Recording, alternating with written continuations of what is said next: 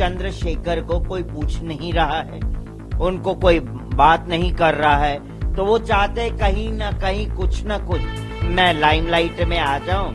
कुंभ के अंदर आने वाले लोगों को कहते हैं जो महापापी होगा वही स्नान करने जाएगा। जो कुंभ में स्नान करने आते हैं जरूरी नहीं है कि वो पापी है, मगर आप महाअपराधी है।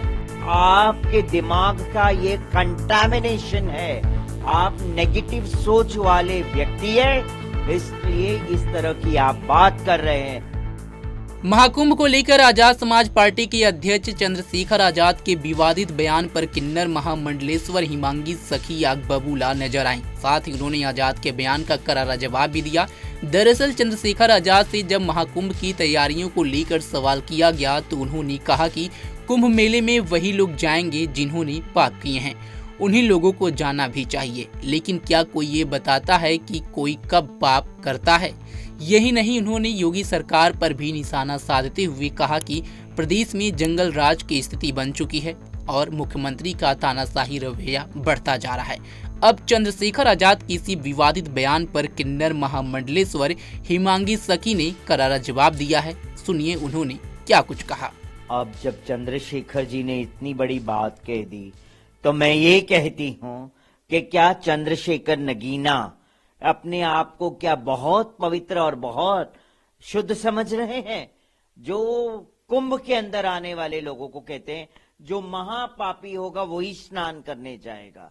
तो मैं कहती हूं कि आप कितने बड़े शुद्ध हैं, ये अपने आप को बताएं पहले कि आप अपने आप को शुद्धता का प्रमाण दे रहे हैं। तो मैं कहती हूं आपके दिमाग का ये कंटामिनेशन है, आप नेगेटिव सोच वाले व्यक्ति है, इसलिए इस तरह की आप बात कर रहे हैं।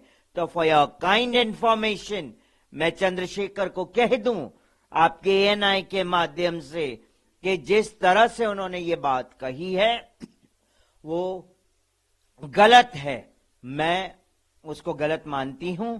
और जो कुंभ में स्नान करने आते हैं जरूरी नहीं है कि वो पापी है, मगर आप महाअपराधी है, इसीलिए आप इस तरह की बात का वर्णन कर रहे हैं।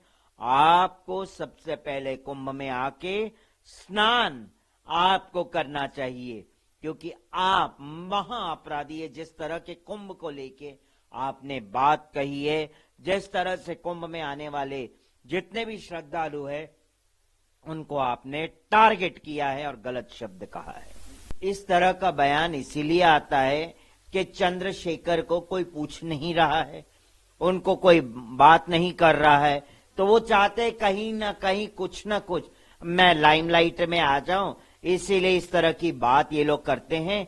और इनकी बुद्धि कंटामिनेटेड है, ये लोग शुद्ध नहीं है, ये अशुद्ध है। अगर ये शुद्धता की बुद्धि होती तो शायद इस तरह की बात वो न करते जिस तरह की अभी उन्होंने ये बात कही है। उनको पूर्णतः अपने शब्दों को वापस लेना चाहिए और इसी प्रयागराज की भूमि पे आके चरणों में गिर के क्षमा याचना करनी चाहिए मां गंगा से, और प्रयागराज की जो रज है उस पे माथा टेक के क्षमा मांगना चाहिए, क्योंकि उन्होंने बहुत बड़ा ये अपराध कर दिया है। श्रद्धालुओं को बहुत बड़ा ठेस पहुंचता है, क्योंकि करोड़ों करोड़ों श्रद्धालु इस भूमि पे आते हैं, प्रयागराज की भूमि पे आते हैं, और आप इस तरह की बात करेंगे तो कितना बड़ा आघात श्रद्धालुओं पे भी पहुंचता है, संतों पे भी पहुंचता है, पूरे विश्व में गलत मैसेज भी जाता है जो आप बोलते हैं। तो मैं कहती हूं अगर आप अपने आप को प्रतिष्ठित व्यक्ति समझते हैं तो पहले अपनी जीवा पे लगाम दें, सोचे, तोले मोले और फिर उसकी बात करें।